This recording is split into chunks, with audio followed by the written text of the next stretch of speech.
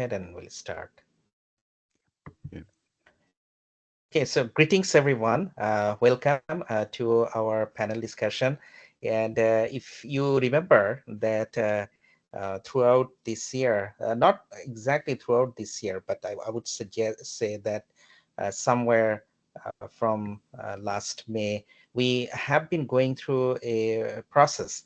The first process was one of the initial panel discussions that was basically about the faculty recruitment, and then we went with tenure with flying colors. So that was number two. Number three, that was about like on large scale research centers. We have talked about the growth within the academia, and today we have somewhere, I would say, that kind of a like the the external recognitions. And today we are here with Professor Niaz Latif of Purdue Northwest, and with Professor Iqbal Ahamed. So he is with Marquette University. So, that they're here because they're seasoned academic executive leaders.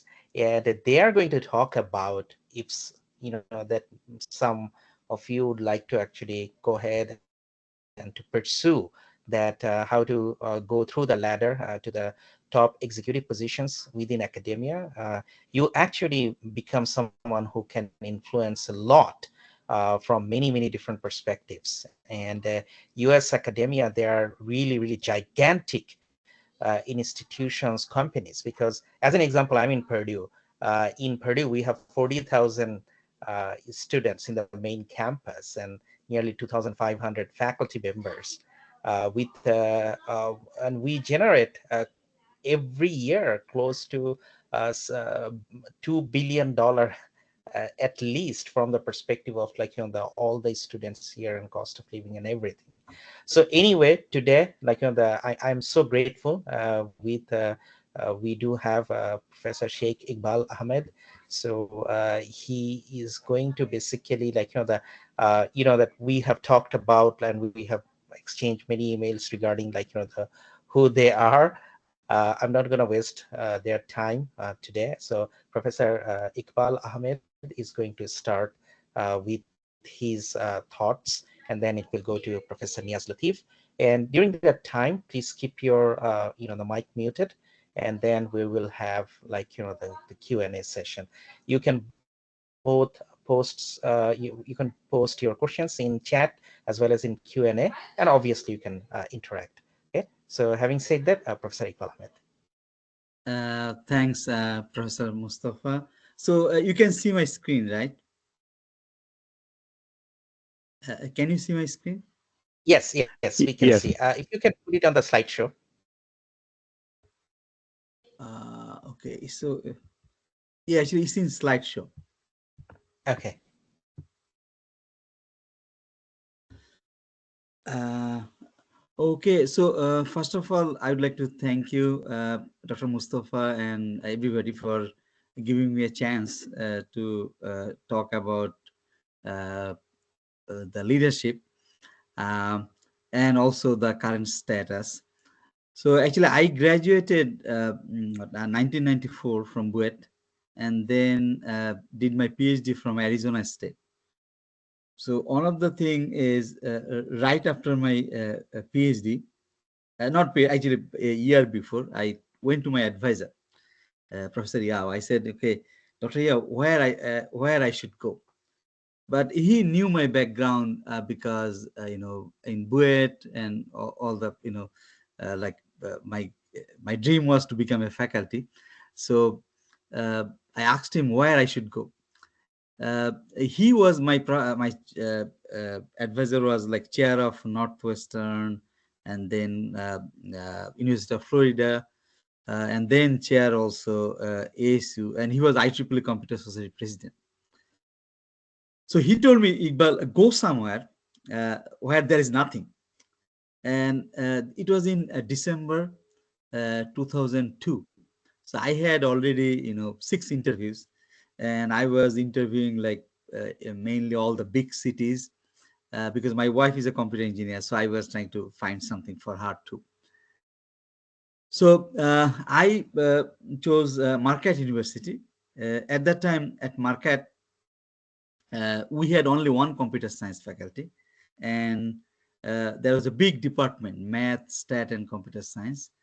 And from there, right now, we have a separate computer science department, and I kind of led the process. We have about altogether about 18 faculty. So I'll talk about that journey, and also you can ask me anything, when in the question section. So briefly, I'll go over, uh, how I have done some of the things, and go from there. So basically, I established the computer science department at Marquette. That was uh, uh, 2017. Uh, at that time, probably was the right environment. Uh, and Dean said, it's a big department. We should do something. Separate a computer scientist in a different department. And when you have this kind of thing, the issue is that majority of the faculty, they wanted to stay together, and then computer scientists, they wanted separate, and they wanted a leader. And uh, there was like secret vote, and they selected me to go that direction. So what I had to do is that I had to write the proposal, strength, weakness, and usually it's a long process, about a year, and it has to go through all the committee. Each committee I had to defend why we need a computer science. I have to show the Professor, income. I'm sorry to interrupt. Are you moving the slides? Because it seems like that they are not moving. uh, uh, okay. So do you see my whole We are still screen? in the slide number one. Okay. And So maybe I do something. I stop sharing and share the entire screen. That might help.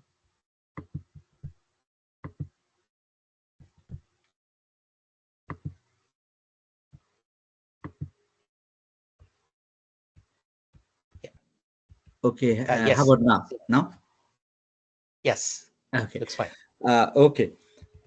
So I was talking about the story. I can give more. So if you want to start a new department, how the process works. And actually, one of the things we learned from Buet is that okay, you look at samples, right, and from there you create your own way, right? I did the same thing, which is looked at like some proposals in other universities, through my circle. And but it was a long journey, but ultimately I was able to do it.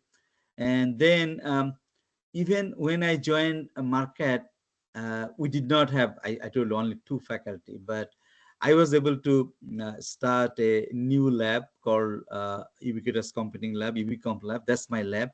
And did not have any funding. Slowly, we were able to secure a good number of funding.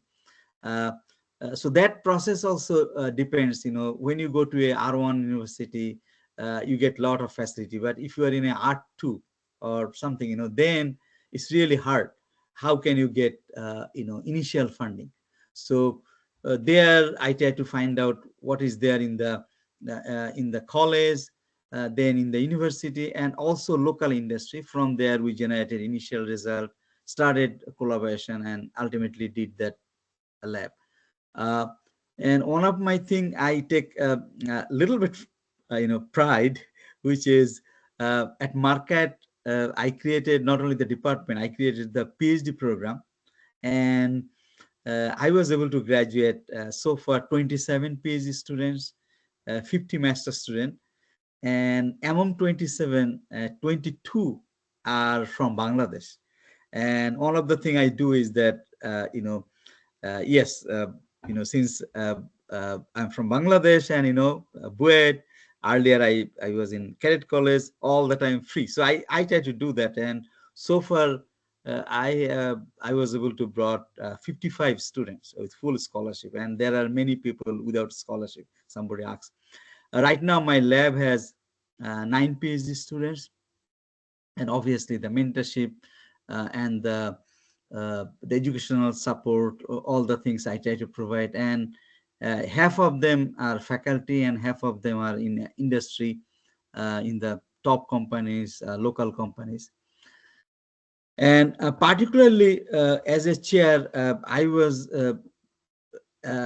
trying to look for some new things. So, 2017, at that time, the data science was like booming. I saw some universities started, so I kind of jump into that. So I started the bachelor's in data science, then master's in data science, and those two programs were very popular. But you see, for that type of thing, you cannot do alone. So I was able to do, since it's data science, through different departments, we talked and try to establish so that we have some core courses in data science. And then our program was so popular, 4 other departments, they started their data analytics in their own department. For example, data science in sports, data science in in the business school. So it's all are different. But one of the thing I did is that I designed some core courses. Those core courses, because as a new department, I need students, right? So that kind of worked really well. So those who plans to go that route, some of the lesson I learned, can be useful. And uh, I also created the PhD program. And when I created the PhD program, one of the thing I looked at, like, who are the really successful and how they are successful. For the PhD program, one of the thing is that funding, because as a teaching assistant, you get what, 10, 12 something. But if you want to become a successful PhD program, you need at least 40. So I kind of recruited the faculty, the area. So right now at Marquette we have about 50 PhD students, and all of them are supported. And there are some students who are part-time, but very few, probably 5 or something. So the area is also important. So we changed some of the things. And actually, when I looked at PhD program, I looked at like, okay, how many faculty member you need in a committee. I found that you can go like even I thought initially that okay, we need 5 faculty, but actually committee member you can reduce that. So I kind of took that chance. I said, okay, 3 to 5. That kind of helped, because sometimes scheduling and other things, it it works really well if you have like a less number of faculty. But if it is 5, there are many eyes there. But I try to put some rules. I said, okay, you need to have at least 2 journal paper, uh, mm, for certain things. That kind of worked out well. Even if we have less number of faculty.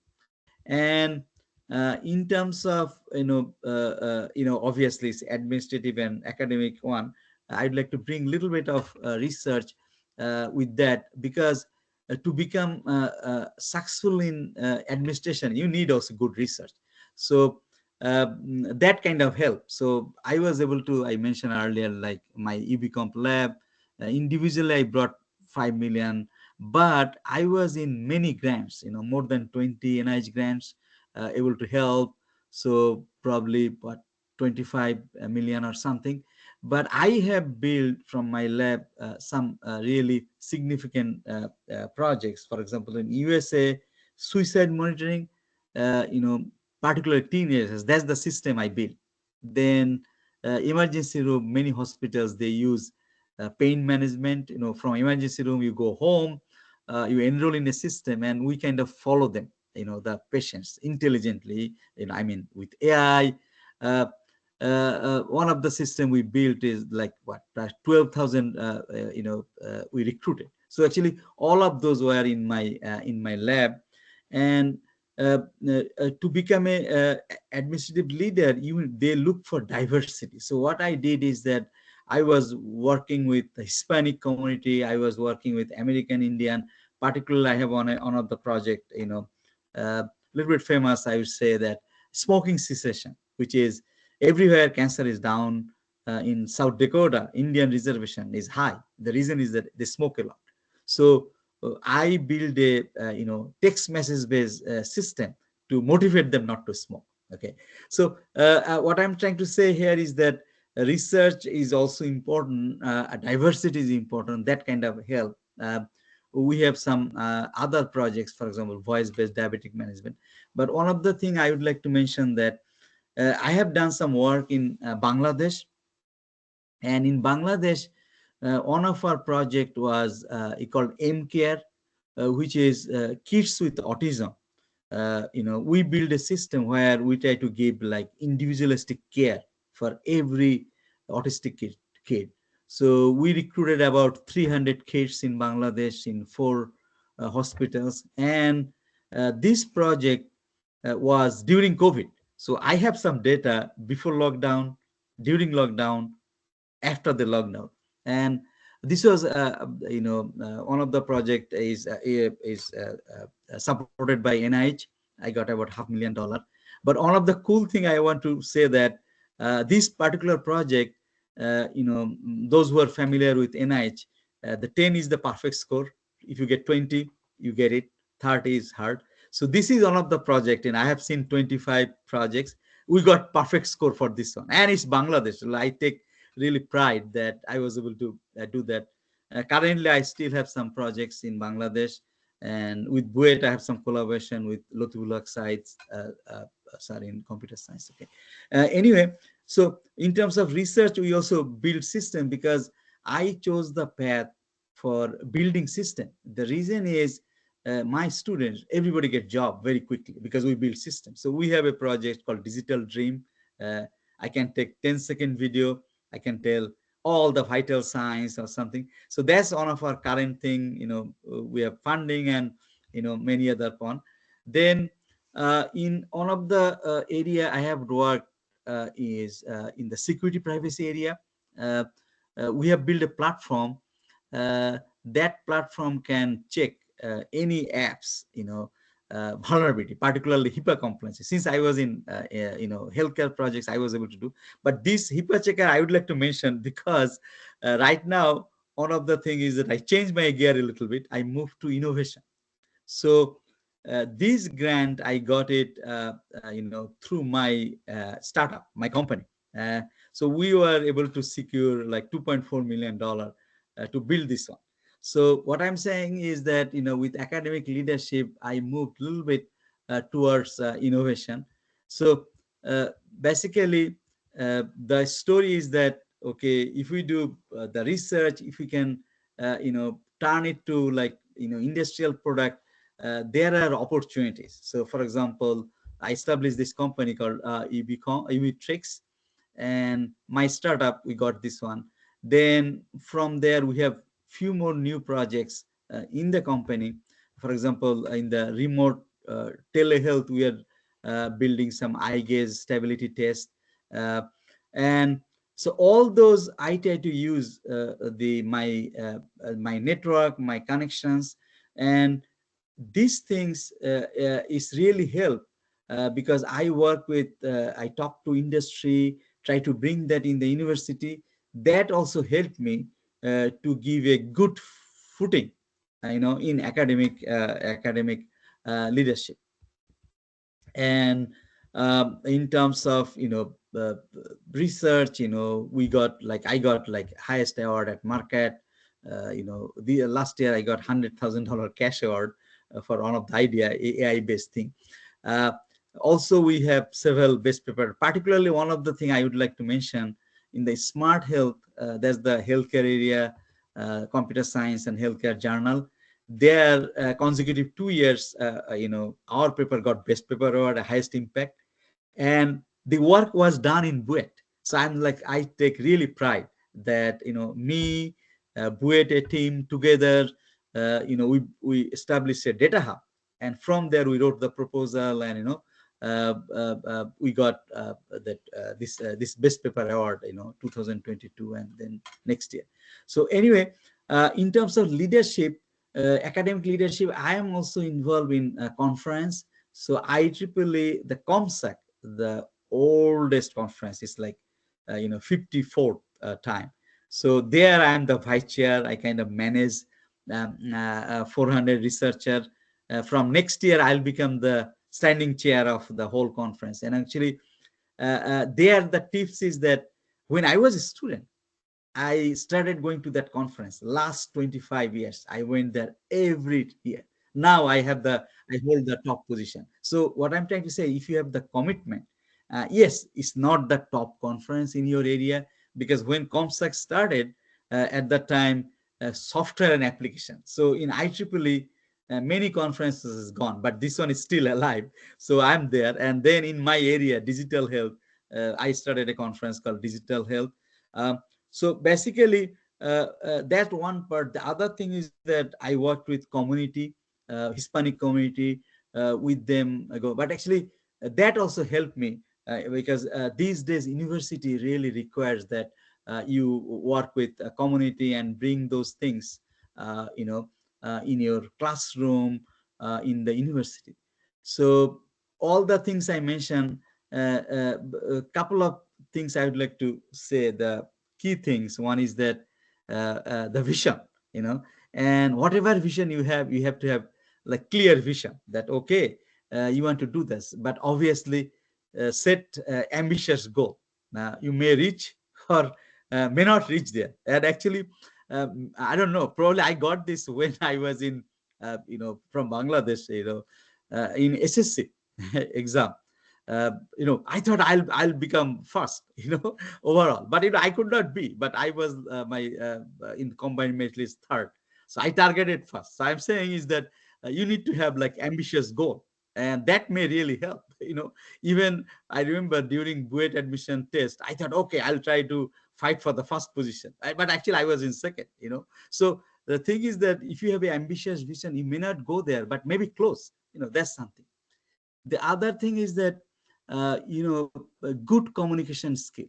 And obviously I'm from Bangladesh, I have a still thick accent, but what I try to do is that try to take help, help, for example, if I write something, if you can find somebody who can look at your, like, native English speaker, that sometimes help, so I did that. And even some of the proposal, I take help from some other editors, some paid service. So communication skill is really, really important, and that will take you to. And the other thing is that efficient time management, and it's hard when you do many, many things.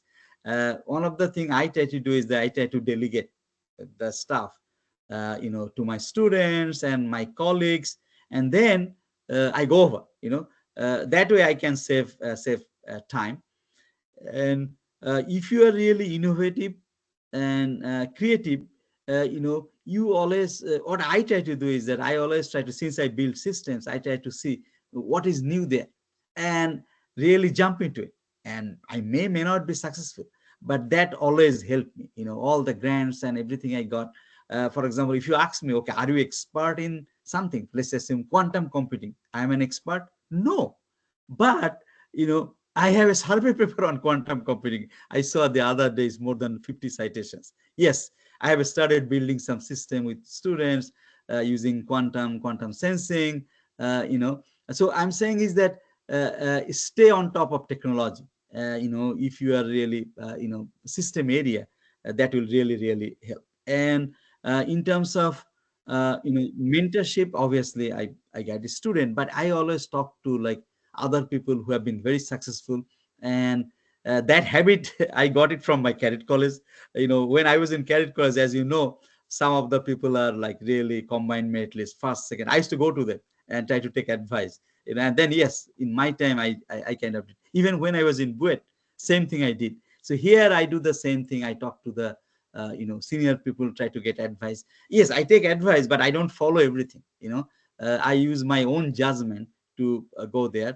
And the last thing I would like to say that when you want to become a leader, yes, you need to be really adaptive. Many times I thought I'll do something, I give a plan, I change it, I just adapt it. And one of the thing I learned from one of the IEEE Computer Society president, he told me that, Iqbal, if there is something, just say sorry, and take the blame. And you see that a lot of things are solved. You see that when you run a department, there are a lot of complications. Oh, you say, I'm sorry, let's do this way. Okay. And you see that you should be, really good. And obviously make sure that high ethical standards should be there. All the rules, as you know, some of the rules as a faculty, I don't want to mention, but you probably know, so be very careful, all those rules.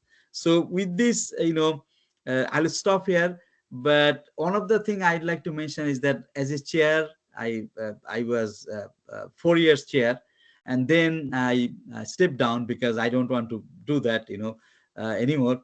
The reason is that uh, I kind of get more interest in innovation. And after stepping down from the chair, I started the company. Right now, my more focus is on innovation. And some people might ask that, okay, why you did not go to that route, dean, and that route I did not go because I like the innovation, I build systems. But the other route, I felt that, particularly the dean, in some universities, one of the big job is fundraising, go to meet alumni, maybe I thought maybe if I start a company, I can create more employment and everything. uh, that's the route. And actually, my heart is for Bangladesh. I still do work with Bangladesh. I have a couple of projects. Even in Bangladesh, I started a service which is with 100 taka. I mean, you just send uh, extra taka, $1. You get 24 hours digital health service, with 2 clicks. It's called Dr. Live, you know. If any of you want to try, and that's, I have right now 5,000 subscriber. That's also innovation, because I want to, I'm doing like from 10-second video, all the vital sign. I'm trying to integrate some of those there.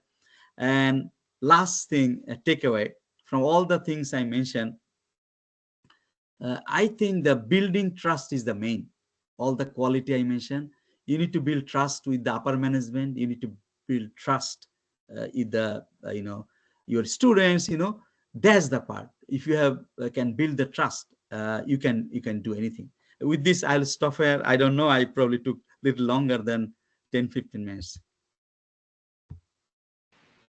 Thank you so much. It is exciting and enlightening journey. So we're gonna switch to now Professor Niaz Latif. Thank you. I think Dr. Ahmed made the key observation or key decision how we make. You follow the passion. Dr. Ahmed, you mentioned, rightfully so, you enjoyed what you have done, but you don't want to pursue the further academic leadership positions. And that is perfectly all right, because you will have the satisfaction of contributing more in your particular field of interest. I will talk different way. What triggered me to come to academic leadership? From a faculty to a coordinator to a department head, then to dean, then to interim provost, and now associate vice chancellor. So it all started 30 in my academic as a tenure track faculty. One of my colleagues said that you ought to apply for a department chair position. And I asked him, why are you saying it? He said that, well, you manage the meetings pretty well. The difficult faculty you manage very well. Well, I didn't know what it means at that time. But then my department chair left to become a dean.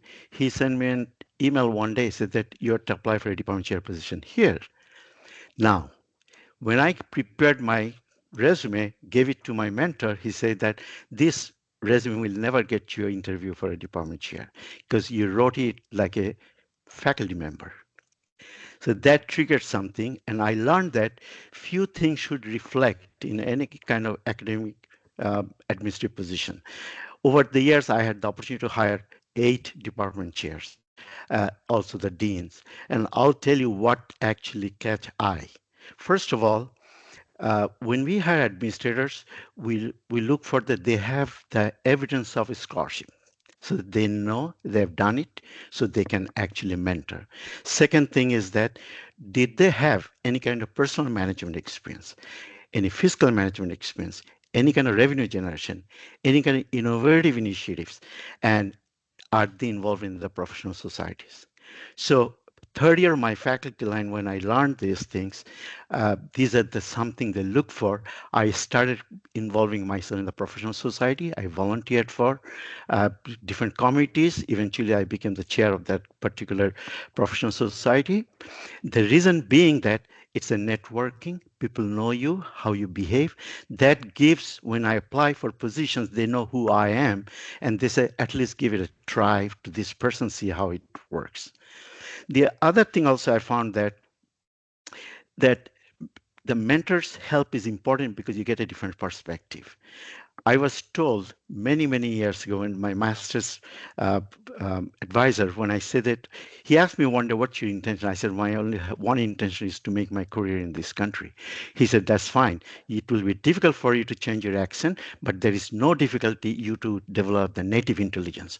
So you think like how the society people thinks here, but your accent will not change, but you will behave the way they behave. So that helped me to understand. I have also excellent mentors all my career, professional career. Many of you know him possibly. Is Dr. Ataul Karim. I mean, he has recently relinquished his position as a provost of University of Massachusetts. Absolutely, he has a clear insight in American higher education, how academic units work, how interpersonal skill and give and take allows you to sustain those positions. So the biggest question comes why someone wants to do it. Because the day I applied for department chair position, got the department chair position at Purdue West Lafayette, that was a big transition. I'm coming from a master's granting institution, the PhD granting institution, but I applied. I got the interview, I got the job. The question is someone asking why you want to be there, because there was an article in a Time magazine at that time, they called it My Turn, and they said that man, management job is that it's a thankless job. You do everything you're supposed to do. No one will tell you you're doing a great job. You screw up one, everyone come to your office and say that you have messed up, right? So, but why people wants to do, I can only speak for myself. I want to do because I think that it gives me opportunity to make a change in a larger scale. At program level, as a faculty, we make changes in our students' life, but at the administrative level, we can set the direction, vision, focus on it, implement it. It will have a larger impact. That's what triggers me. Are the good days, there are good days, bad days, but I never feel like that I work for a single day. All my 32 years career in academia. Now, the other thing is that we have to be very tolerant. So few things is that, as you have indicated, we do not take should not take anything personal, and there should be definite goal and definite achievement. I'll give an example. As a department chair, we have certain vision, certain goals, certain accomplishment, which will have an impact. And one of the key things that faculty development means if the faculty members of the unit are successful, that reflects successful of the academic head, period. So once those kind of documentation is done, then you can apply for the next position because people will think that you have the capability to do bigger change in a larger unit given the larger opportunity, right? The chemistry must work with the upper administration, so on. The other thing I think is that interpersonal skill, communication. Dr. Ahmed clearly said that the communication, communication, communication. And there is no such thing as a over communication. I firmly believe it. I know all my faculty, even as a dean, even a provost, I have all large faculty members, but I know them in person. I take them for coffee, for 2, 3 in a group. I got to know them, what their passions, those kind of things. However, we all know those are in the academic administration. If everyone loves you, we are not doing my job. Everyone hates us, we are not doing our job. It's the 20% who carries the most burden. However, if we are fair and consistent, those people who disagree with us, at least they will respect our decision that they have been heard. but we have to give a good reason. There is no personal agenda. It's a collective wisdom. So that helped me over the years. The other thing is that to know the people who are making a difference at the academic unit, university level, college level, department level. So three R, I believe. One is remember who is doing what. Number two, recognize them in public. And third, when reward time comes, make sure they're rewarded well so it makes an impact. A, in my opinion, the members in academic unit must be rewarded before they ask. If the leadership do not understand who is the major contributor, who is making a difference, because not everyone needs salary increase. Some people get satisfied and people want appreciation in different form. So we got to know them. Some people say, leave me alone, let me do my job. Some people say that appreciate me every time you get the chance. We need to understand the people. Now, is this the magic that at least I didn't learn it? I learned it over the years. As time passed, I became more mature. I learned more interpersonal skills. I know how to manage people. I want to deal with the diversity. But I also went through different administrative workshops and everything so that we can learn from others. You will be surprised. As an assistant professor, I even attended a provost workshop how to deal with the people that talk about it. As an assistant professor, I went to national conference. I always focus not on the technical session. It may sound very weird. I went to the session where they talk about the administrative issues. Please understand that American universities not all same. I'll give an example. Purdue system is a department head system, but you go to other Big Ten, there are a chair system where it is a rotation, so on. And then not all university has the budget authority at the department level. Dean's level, always they have it. But Purdue has even a department level and area level also. Even, PI has their own administrative authority with their funding. So it's different. So I think the resume needs to be prepared in a way with the right kind of credential that would be best fit. So once we get called for campus interview, we try to I try to tell people whom I mentor right now that your credential met the requirement. You're going for campus interview to see what's the best fit. So, and it's the fit both ways. It should fit from your end, it should fit from their end. So it is not reflection of your bad interview or something. It is a reflection of what the committee thought. It could be skewed decision by one or two people who are influential. But at the end of the day, if your credential allows you to go to a campus interview, it means you have the right kind of credential. Now we have to develop things.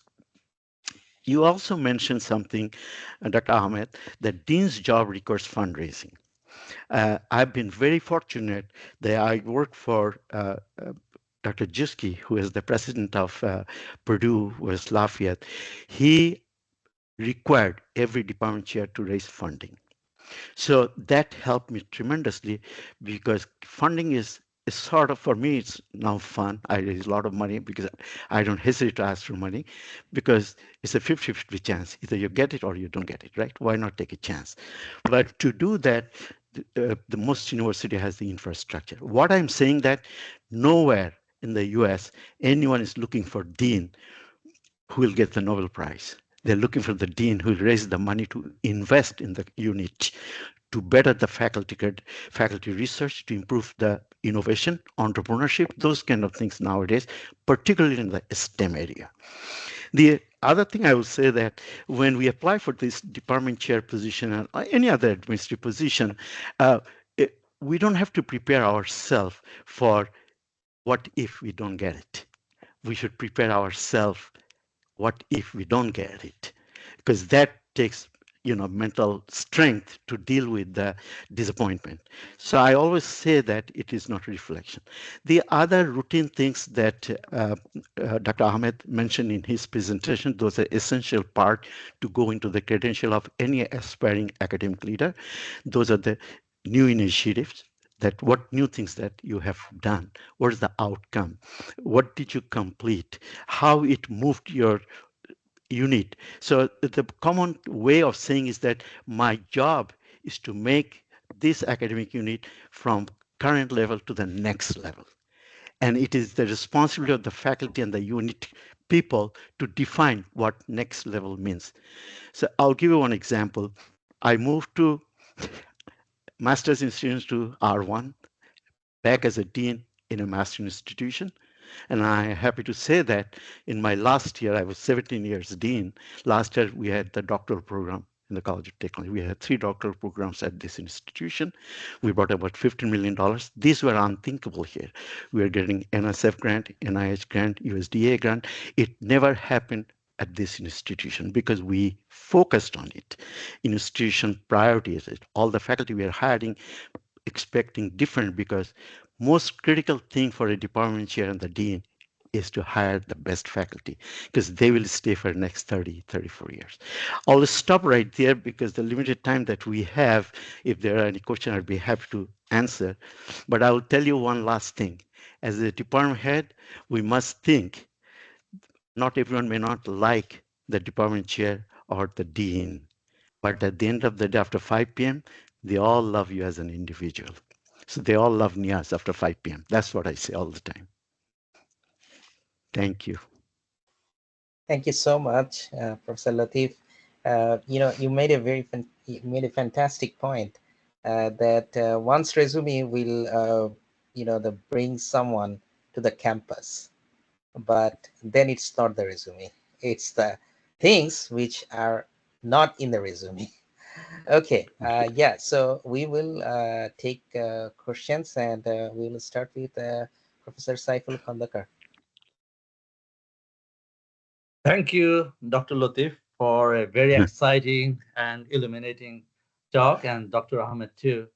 Um, I'll be towards more Dr. Latif because of the position that I am in. I passed the other part. So I'm now interim assistant VP for research, and I'm building up my career for next level. And I think the main point you made is, after 5 p.m., everybody should laugh. Love Dr. Latif, right? That's a challenge. I mean, right? It's like, for example, okay, so you have things that you need to achieve, right? That you have to deliver. And sometimes delivering things could mean that sometimes you might have to rub people in the wrong way. And so sometimes you have to balance this, whether or not you could get away without not doing, the perfect delivery, or, go a little less of your goals because you wanted to preserve the relationship, or you go with your full force, achieve what you wanted to achieve, but, maybe break one or two bridge. Which do you suggest? This is what I say. Running an academic unit is like running a volunteer organization, okay? Because what do you do with the tenured faculty? You cannot let them go, right? So you have to come up with a motivation to motivate them to do work. Right now, this is 1.5 year, I'm in charge of the university research, right? So the faculty doesn't report to me. They report to the department chair or the respective dean. But I come up with a resource.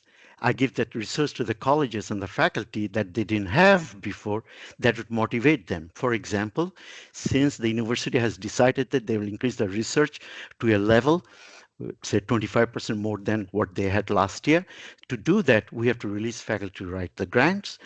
We have to negotiate with the department chair and the dean. So what the department chair and the dean needs? Well, they will need release time to give the faculty the release time. They will need resource to hire adjunct faculty or continuing lecturer or a lecturer or a visiting professor, right?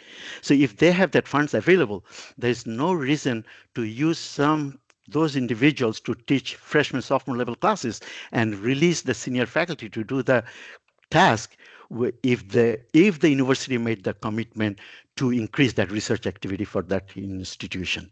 That's what we have done. Now, is this what I learned by myself? No, as you mentioned, Dr. Karim was the vice president of the research at Old Dominion. I mean, he brought from certain level to the $65 million, and he used the word, it's a big ship which just needed to turn around. That's what he did. And it is the privilege of my office. I have adequate resource that I actually buy the time for the faculty members because they still don't have fund to buy their own release time. They still don't have the graduate assistant to fund. So we have to provide graduate assistant support as well as faculty release time. The new doctoral program that we have implemented, we provide a release time to the faculty and we guarantee it by the university next 3 to 5 years graduate assistant support to these students because we want to make an exemplary outcome. And to do that, we'll need a resource, and the university is putting that resource. It all depends on the institutional priority, right? So if you did not have that resources, what had you done? Then I wouldn't take this job because it's not going to help much.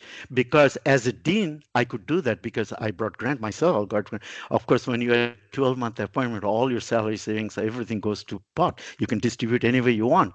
So I've been very fortunate to do that because I, like Dr. Ahmed said, I'm involved writing grants also because it's a leadership by example, right? I don't think an academic unit for managers because the process, if it is implemented properly, management is done. But we have to be very budget concerned. But I think it's the leadership part is more important. So the faculty can look after someone who can actually move the unit to the next level. They have to be convinced for that. If that kind of support is not there, it's not going anywhere.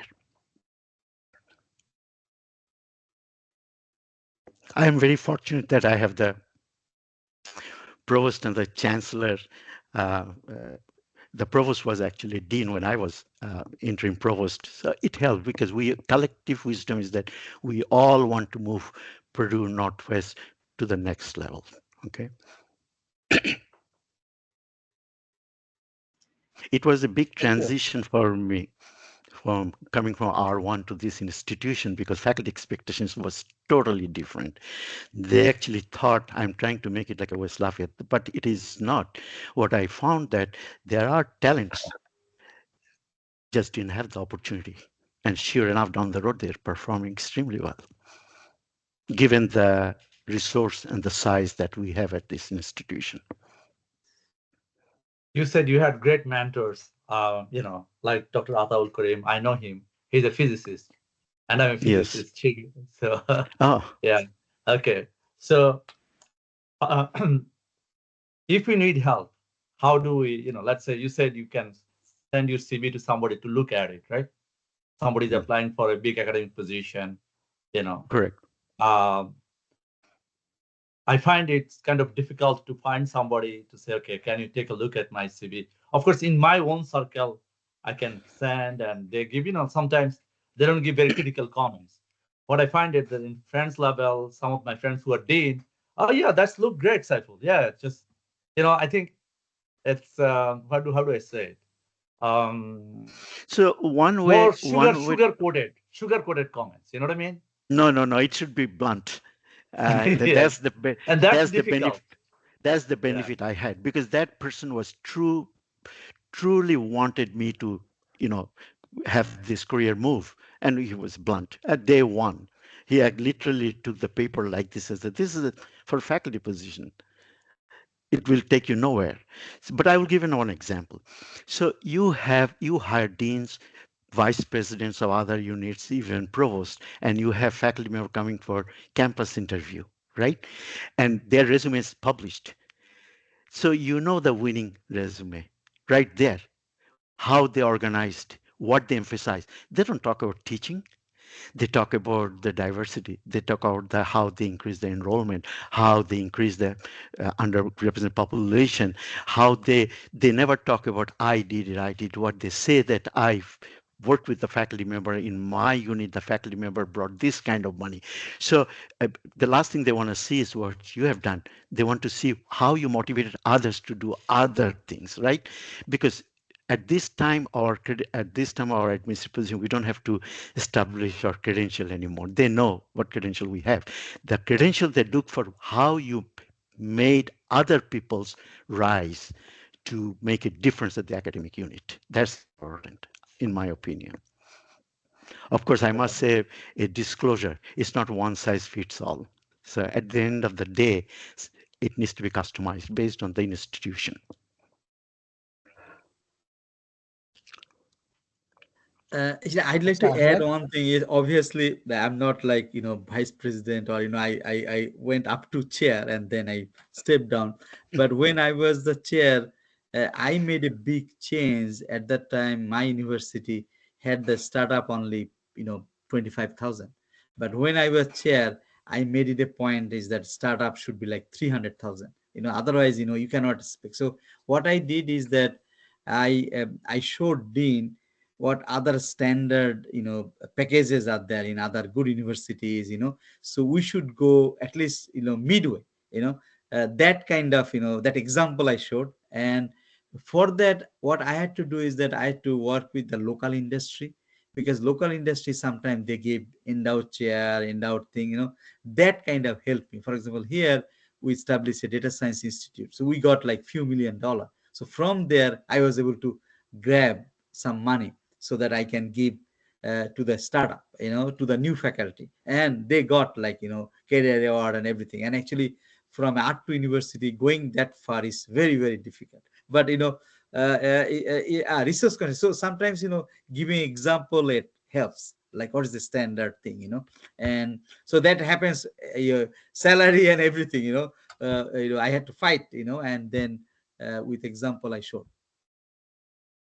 But you had an advantage. There was the institutional commitment to grow your program, to excel your program, and to increase the research output, right? So that institutional commitment is important because there's a big difference between 25,000 and 300,000. So they have to take the money from somewhere to invest in your department. So you're very fortunate, and that's the way it should be. That's why under incentive budget system at our institution, we strategically look for resource.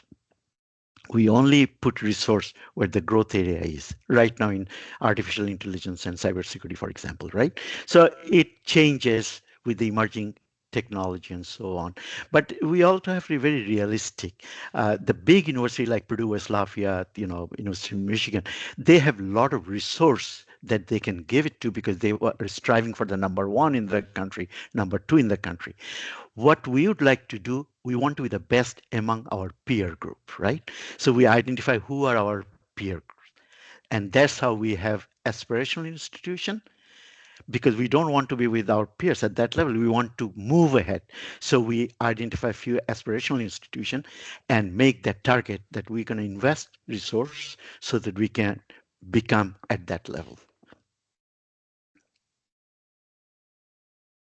Strategic planning experience is extremely important when we apply for this kind of administrative job. Right. No experience with strategic plan will take there will be lesser possibility. It's not impossible, but it gives a strength to the resume. The experience with development of the strategic plan, and not only that, how that plan have been implemented with the right kind of outcome. Great. Professor Khan Arif Wahid, he has raised a hand. If you want to go ahead. Yes, Hello. thanks very much. I'm Khan Wahid. I'm from Canada. I'm not sure how many people are from Canada. And so thank you, Professor Niaz and Professor Iqbal. It's a wonderful presentation. And hi to my school buddy, Mustafa. It's good to see you. I see your beard has grown longer, so it's good. So I guess you are aging. Good to see you So too. yes, no, it's a wonderful presentation. I've been in I'm in Saskatchewan. I'm not sure whether you heard of this place. It's close to Alberta. So I've been a faculty for like 17 years. So Canadian system is somewhat different than the states because we have mostly funded by the province, the federal, and some of the funding. So it's roughly we're not as aggressive as the American universities when it comes to funding and some of the other stuff. Nevertheless, I always have interest in administration. I was asked a few times in the past to be the department chair and this and that. For some reason, I always kind of you know try to bail myself out from this, because the challenge was people management, right? As Professor Niaz was talking about, managing your students are much easier, right, than managing a tenured faculty. So can you just, give us both of you, some tips, a couple of tips maybe how to be better, do a good job, a better job in terms of faculty management, your colleague management, right? Which I think So is a very very difficult job, right? This is the key for any administration position. I will say something. It is not, again, I must say that it's not one size fit all, but it worked for me very well. I'll give you an example. When I see a very long email from any faculty member, my simple answer is that thank you, got it. Would you please schedule a time for us to meet? If it is a contentious issue, I never respond to the email, because please understand that academic administrators their computers can be subpoenaed, their communication can be subpoenaed. So when a faculty member asks yes, no answer, if I don't have the right answer, then I don't respond. But I discuss with them. I always acknowledge, and then I say, after the meeting is done, I said, I assume your issue is resolved. If you still think it is not resolved, let's talk again. And also my response for any email, if it is a congratulation, you can misspell the word congratulation, still it's a congratulation, right? But it is also it is extremely important that the faculty member feels that the leadership knows them in person, aware of what they do, what kind of recognition they do. I regularly make sure I look for opportunity how I can recommend my faculty for national award or regional award, because I don't want best kept secret. I want them to be known. But you know how the nomination process works. So we have to do that help. So faculty must feel that there's someone who is looking after my interest, providing me resource and helping me for my professional growth at this institution, because we hired them to make their life at this institution. Going back to Canadian system, my son-in-law is a Canadian, is a associate professor at the Trent University. The problem is he has been offered department chair. Part of this is that the incentive is not built like in the US. Okay, and the authority is not like in the US. The department head, I only worked in the Purdue system and two other university. Purdue is really incentive based. The department head has a lot of flexibility and opportunity and the resource, because they have just world-class faculty members who brings a lot of resource. And then, but the fact, so some universities are not like that, right? And department chair and the deans also can, give out the resources, and they have a large number of alumni. That is very helpful. They reach alumni, and they pay millions and millions of dollars on the named professorship or distinguished professorship. That also helps the faculty to have the research dollars and support graduate students. So Canadian universities, as far as I know, because they're mostly funded by the state or province in this case, there is not incentive. So it's more of a managerial task rather than leadership task. Although some people may get interest to develop programs, and it gives them satisfaction. As I said, people are different. Not everyone works for monetary gain or promotion. It's the satisfaction. All my life, my satisfaction is that if I make a difference in someone's life, different at my institution, different in my community. One aspect of my business you do not know possibly, I have a title of Associate Vice Chair of Commercialization. We have established an impact lab here and commercialization center. We launch companies, we have angel investors, we have all kinds of things. We have a equity in the company, so on. So that engages us with the community, because we feel like that it is the obligation of our institution to contribute and the economic development of this region. So, and those, I get excitement in doing those kind of work. So if you have a passion and excitement, it works out. But the people skill is a must skill. Understand people, because one common item they always say, you will hear, the intent and impact is two different things. That's why email is such a bad means of communication, because your intent is good, but it reflects so bad and so cold sometime, right? Pick Correct. up the phone, always helps. Yeah, it's the tone So that's missing in the email. Correct. Yeah. yes, they don't see your face, they don't see your movement or anything, and then there's a missing translation because we Correct. are not native, right? Correct. So, and it's a cardinal rule is that you don't joke through email, no matter how good friends your faculty is. So those are the Yeah. things I learned over the years. Sure. Yeah, So actually, wonderful. I really agree that Dr. Niaz, he has a lot of experience, and there's the ladder. Uh, Actually, one thing I can tell you is that within the department, since I was like department chair, try to manage, go to the next level. One thing I try to do is that, in a small area, right? So is that since you want to manage the department, so I try to understand kind of what each faculty want, it. So if you can try to satisfy that in some way, sometimes it's a simple thing. One person really wants to teach a class. One person wants to, so if you can address it in some way, or show him reason, right? Why you should do that. I really like Dr. Niaz's, some way you have to, give them reward, some form that you'll see that then you are like, so when I was chair, like out of 10 vote, I got 9. So it's like what you see, that's the All part, like, almost people unanimous. Yeah. skills, Correct. right, Yeah. right. So you need to motivate them, right? Work with them together. Sometimes, what I did is that I even wrote proposal with some faculty. They did not write many proposals. I said, okay, let's team up, and I took him or her under my wing. Maybe after 1 or 2 grants, I kind of know I did not do it.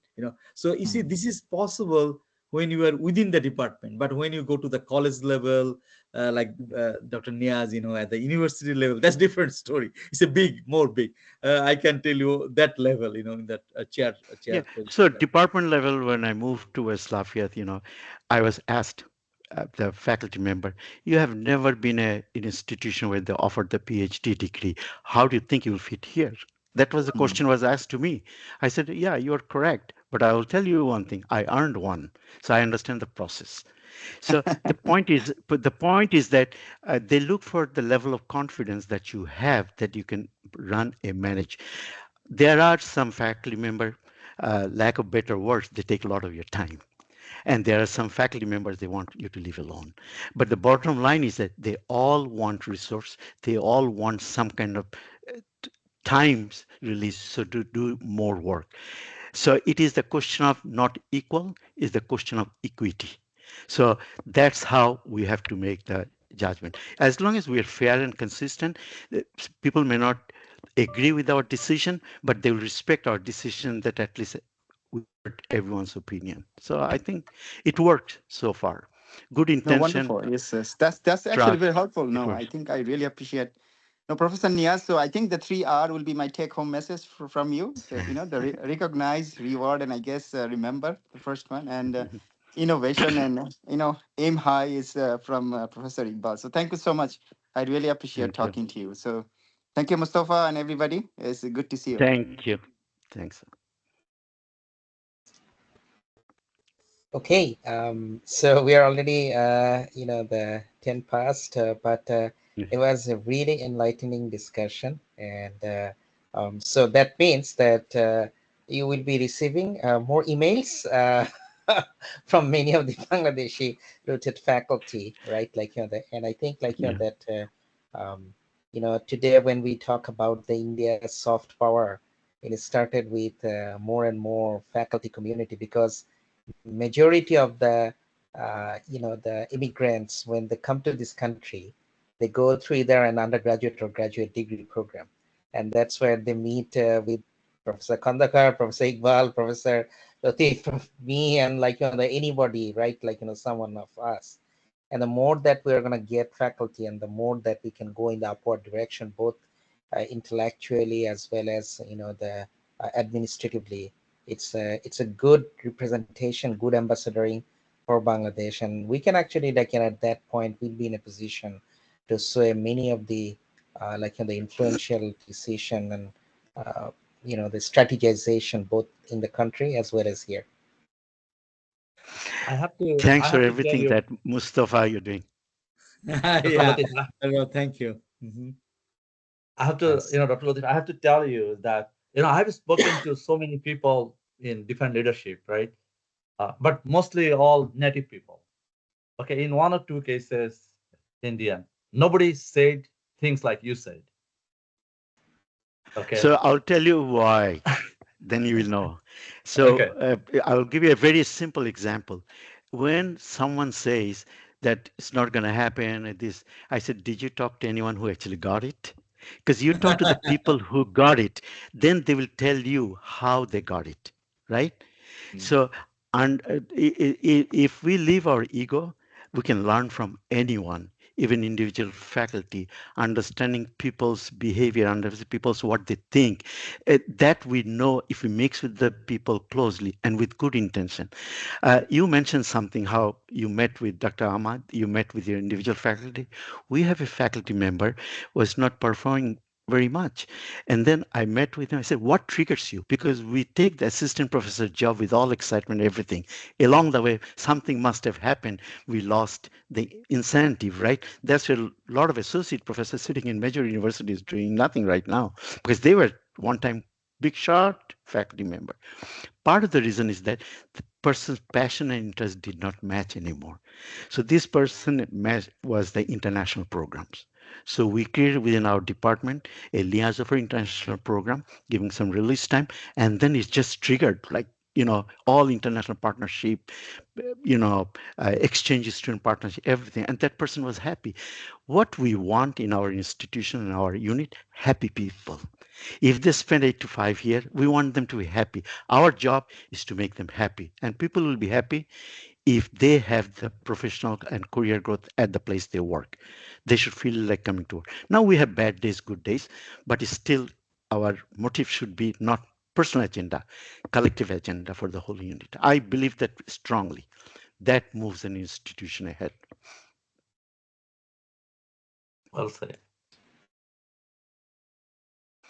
Inspiring. I must comment, Mustafa, because this is the first time happened. Because one of my biggest thing I always, still I talk, when I was in West Lafayette from 1999 to 2007, lots of best and the brilliant minds from Bangladesh came and finished PhD. Many of them, they're working for Intel and other places.